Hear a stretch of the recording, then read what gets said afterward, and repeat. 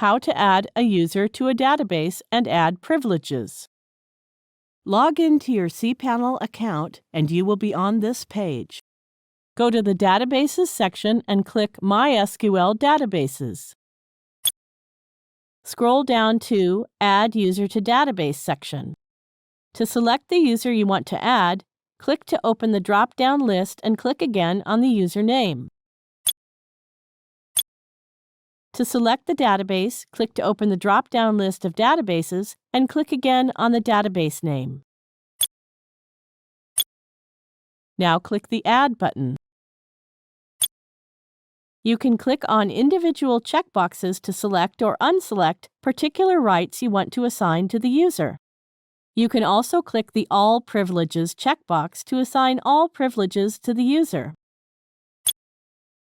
After selecting the privileges, click the Make Changes button. That's it. Privileges have been assigned to the user for the selected database.